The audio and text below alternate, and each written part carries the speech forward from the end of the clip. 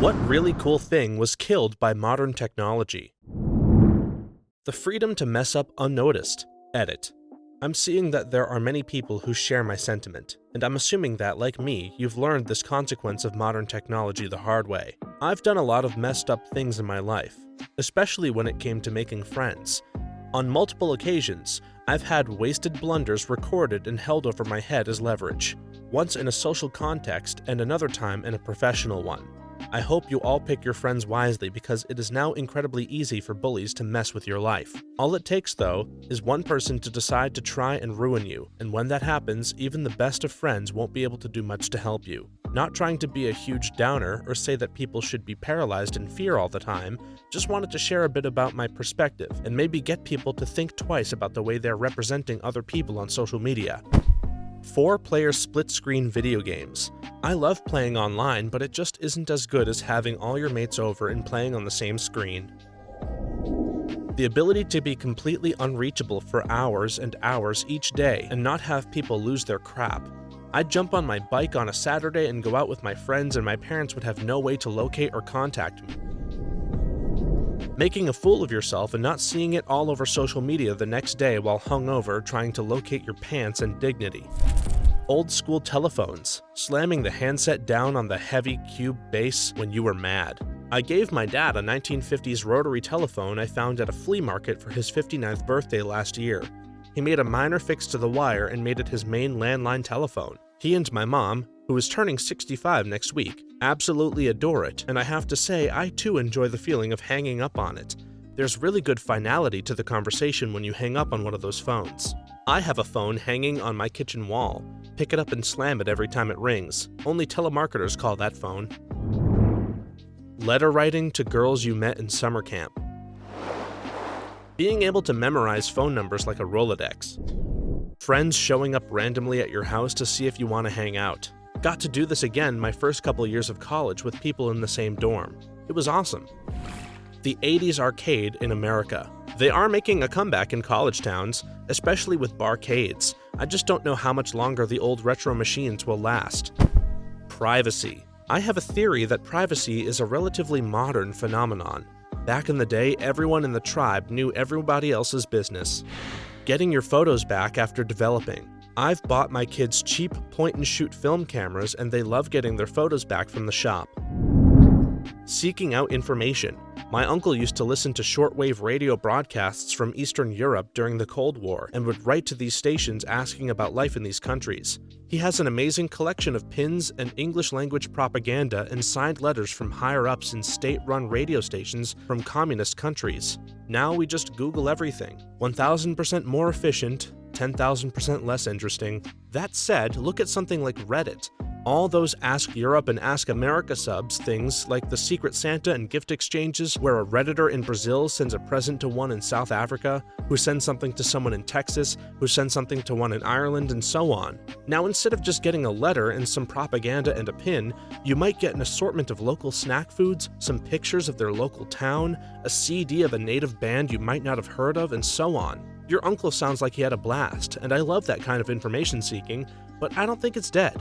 I think it just became so commonplace we've stopped thinking of it as anything unusual. Concerts. Put your phone away and enjoy the show. Blockbuster. It was never about the movie, it was the whole experience. I remember getting bummed out when the new releases section was out of stock with what I wanted. But then you get to stroll along the aisles, action, drama, comedy, taking it all in, holding each case in your hand, reading the description, knowing you got one choice, so it better be good. I miss it. I miss a whole lot of things. Though I do like the convenience of being a weekend hermit every now and then, entire libraries at my fingertips, and I don't even gotta put pants on. It's a beautiful thing. Swords. No battles are solved via swords anymore. It's all strategical gunfire and bombing. The night sky. Before cities and towns were lit up 24/7, you could see a beautiful sky from anywhere. Now you can only see a sky like that if you drive hours away from a city. That's still one advantage of living in the country. You hear and see nothing but nature and stars. Wrapping a telephone cord around your finger or fingers, palm, hands when you call a girl that you like. Bar trivia. Thanks, smartphones. Sending letters to pen pals in the mail. I still do this. It's really fun getting to know someone through postcards and letters. It takes time and work to find postcards, stationery, and stamps, so you know the person cares about you enough to do it. The anticipation of waiting for a letter from your friend is something that most people will never know unless they seek it out. Hanging out with friends and going wherever you wanted. Sneaking into abandoned buildings to explore. Walking the streets late at night.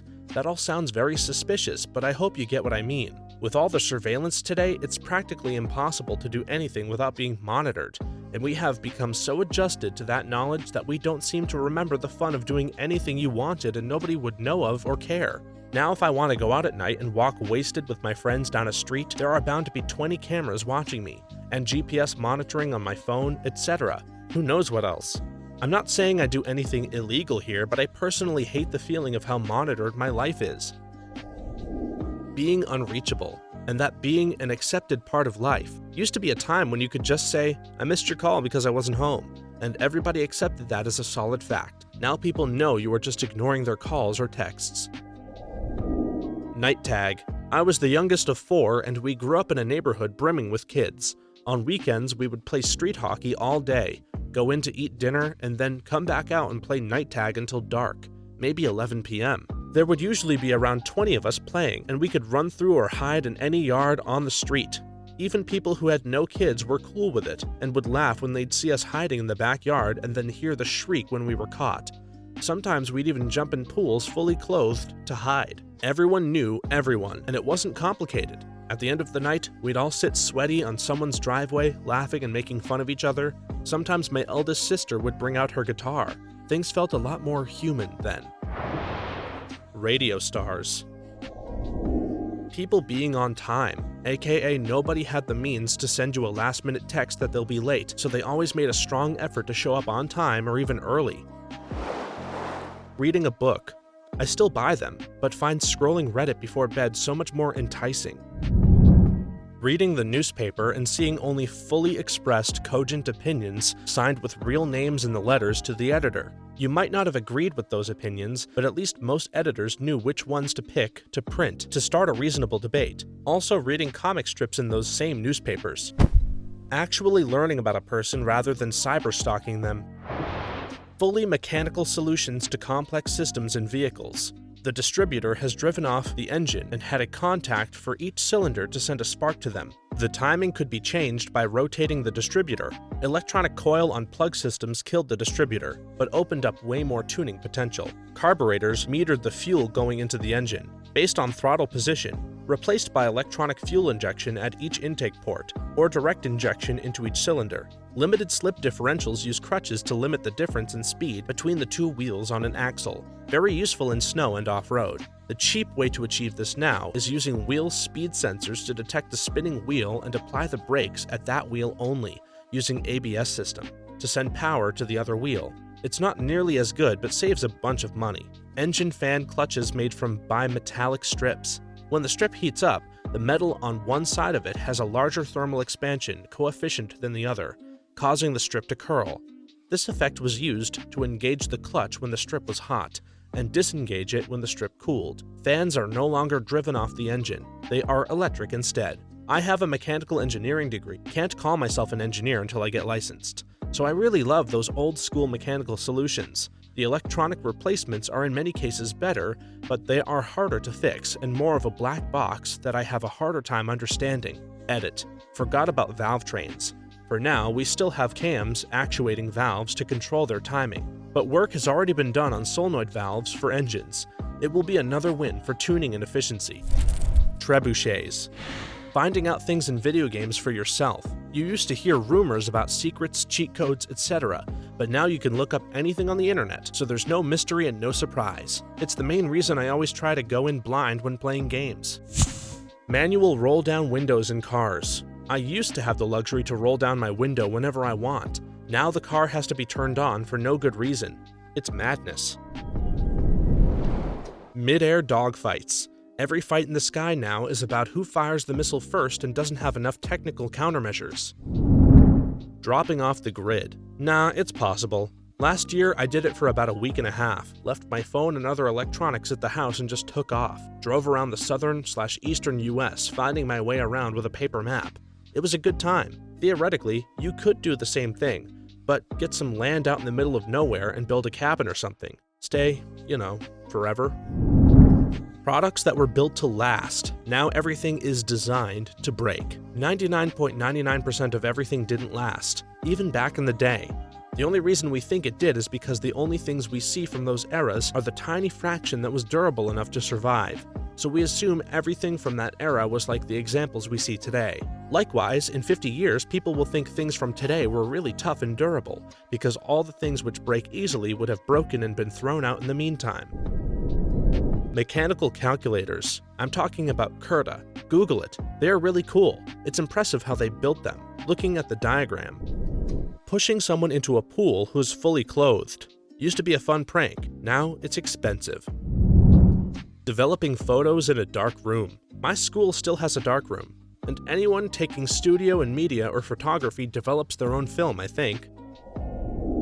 Card cheating in casinos before cameras. Seriously, some really talented men spent hundreds of hours mastering moves and extremely delicate touches to pull off some superb sleight of hand. Richard Turner is a great modern example. Look him up on YouTube. Practical/manual special effects in movies. Practical effects are coming back. The new Star Wars movies and Fury Road both used a ton. Conversation.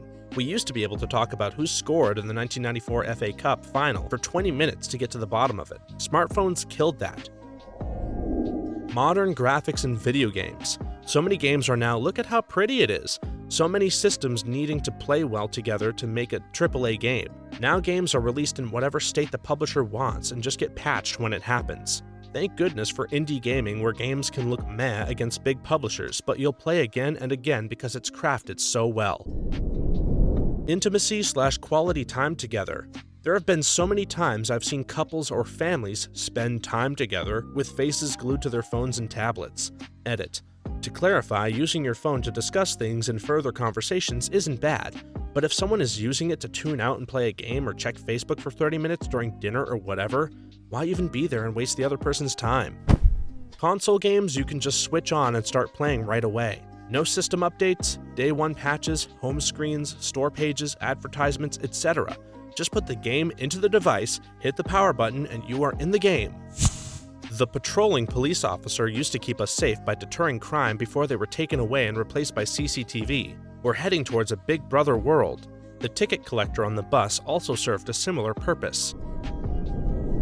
What always seems a shame to me is that, while inferior, a lot of old methods were more visually interesting. If you look inside a VCR while it eats up a VHS tape, it's much more exciting than trying to imagine what's going on in a modem or whatever. Hard drives are incredible feats of mechanical engineering if you think that tiny little arm can manipulate the magnetic fields on a wheel that completes 120 rotations every single second, compared to much faster SSDs, which are just some chips on a board. Edit. Getting a lot of replies saying that chips on a board can also be interesting if you understand them. I do, and I completely agree.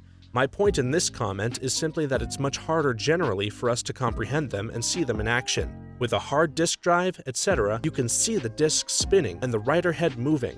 But for our brain to process what actually happens inside a CPU, not to mention how often, is on a whole different level. They're interested in different ways, and as much as I like the incredible technology that goes into the semiconductors and nanoscopic transistors that make our processors, I also like cool mechanical stuff too. Smiley face. Fountain pens. Handwriting in general. There's something personal, almost intimate about handwriting. Each person's writing is utterly unique and changes with emotion. Flip phones. It's impossible to dramatically hang up on people these days. The ability to walk in a public place without listening to people's phone conversations. Pocket watches. Pocket watches are awesome. Before I got my wristwatch, I'd always pull out my phone to check the time, something which always reminded me of a pocket watch. They're kind of back in a weird way, I guess. Alone time.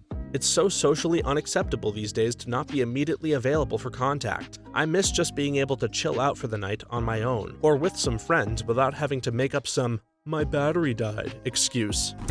Writing letters to each other, sending cards, the excitement before meeting someone after a long time, etc. Playboy magazines. Does stalking count as cool? Regardless, stalking just isn't what it used to be.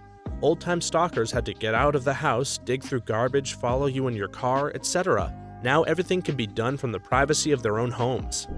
Passing notes in class. We folded them into all of these crazy little shapes and decorated them with drawings. I remember how it felt getting a note passed to you, and it was so fun. Such a different feeling than a text. I had a pencil box full of notes that I kept after high school. When I stumbled upon it a few years ago, it was like a little treasure chest of all these personalized memories. The handwriting and doodles of all my friends, it was awesome. Apparently dozens of different apple flavors. There used to be tons of different kinds of apples, but now those flavors are extinct because of growers using technology and genetic know-how to focus on only growing a few kinds that will grow the quickest and easiest, and that the grocery store wants. Blockbuster. Prank calling people. No more jerky boys. Not necessarily a cool thing, but it used to be that we would all have our lowest moments in life without being recorded and blasted online. Remember that doctor in Miami who attacked her Uber driver? It was on camera and put all over the internet, and she lost her job, and it basically ruined her life. I'm not saying it was right what she did. In fact, it was horrendous. But we have all had our moments. If you saw me during my lowest moments, you wouldn't like me much either. One cannot go through life acting perfect all the time. Sometimes we go through life doing everything right until we have a break of sorts, and we shouldn't have to be subjected to ridicule online because our judgment sucked one day. Old technology. Faxing stuff to people was pretty frickin' cool a while back. For example, come to Japan. They don't use PDFs, they fax everything. Kids playing outside. I live near parks. Kids play outside just as much as they used to 20 years ago. I'm in Oregon, and there are always kids at the playground by my apartment.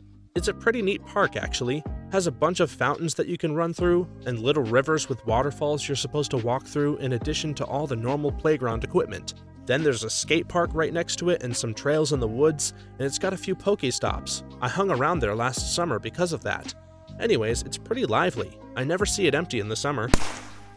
Meeting a girl in real life and actually getting to know her before you had sex. Tinder and Grindr have ruined intimacy for millions of young people who end up being severely damaged by bad relationships. But those are literally hookup apps. People shouldn't be going in with the idea that they are going to marry that person. If they want a relationship, they'll actually look for one.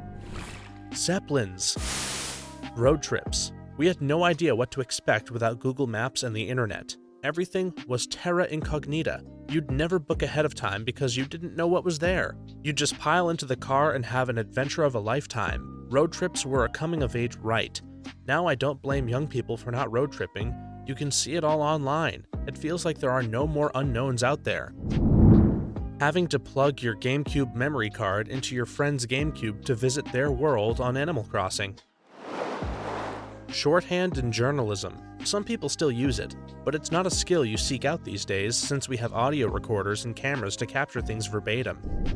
The nice ding sound all microwaves used to make, it's now been mostly replaced with a terrible beeping sound. Typewriters. I had a typewriter and it was crap. The arms would get stuck together and the ribbon was such a pain. I do, however, secretly long to hear the sound of those clicks after every keystroke, and the ping after you'd gotten to the end of a sentence, followed by the noise from pushing the top part back into place. It was a strangely tactile experience. A mechanical keyboard is the thing you're looking for.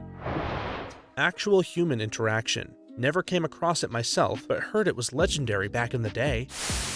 The night sky. There was so much light pollution anywhere with significant human presence.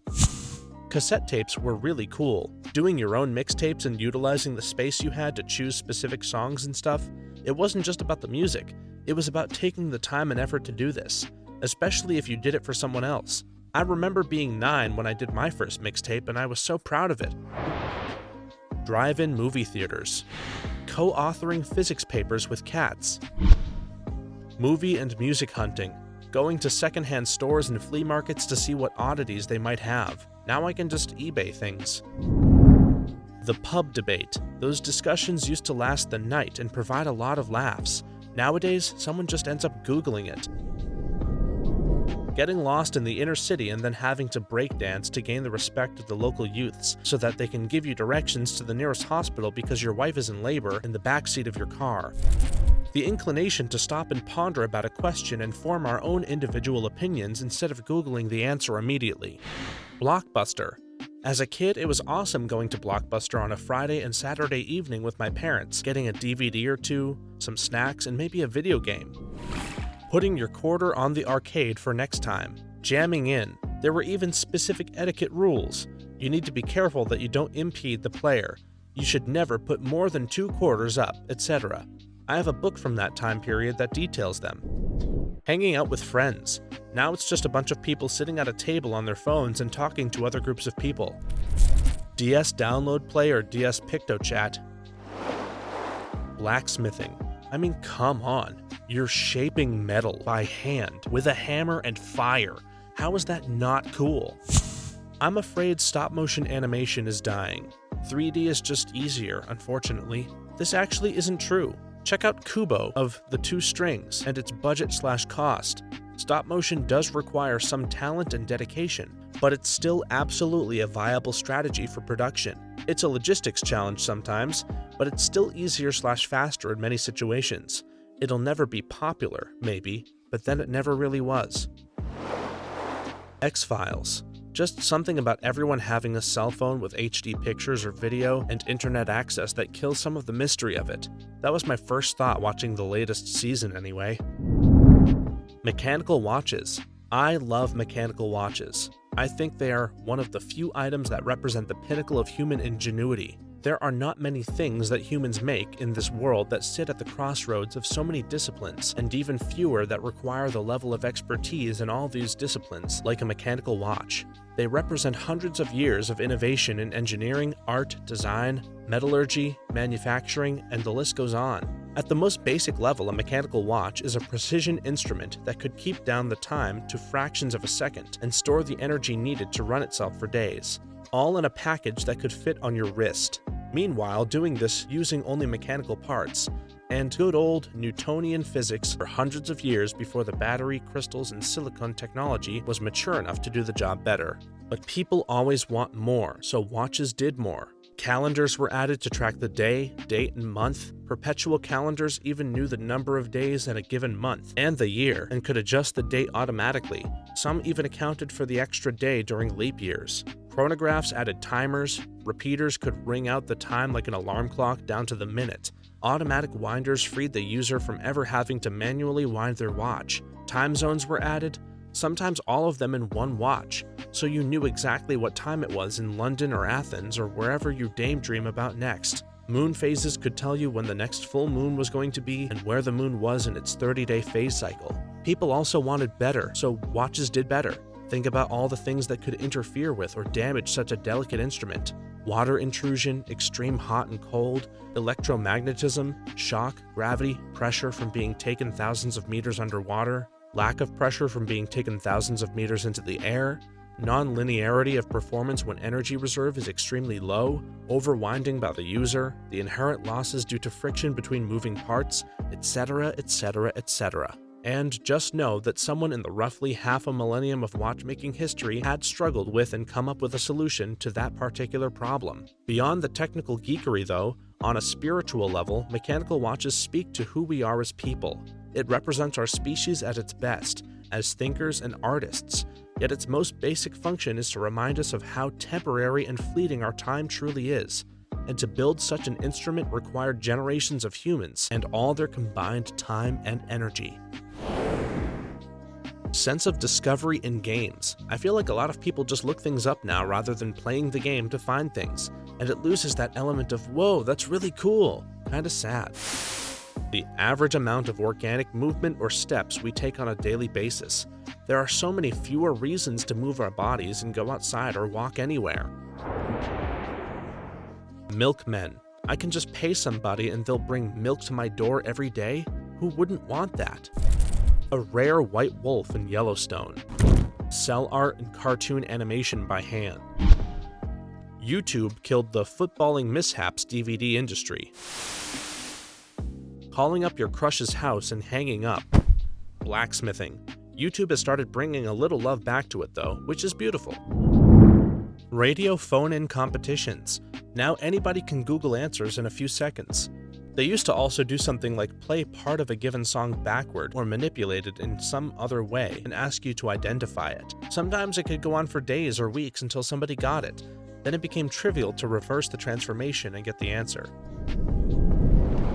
The ability for children to visit steamy jungles, grassy plains, and the dark depths of the ocean, to meet and learn surprising facts about the magnificent animals that live there, all through the captivating, colorful pages of zoo books.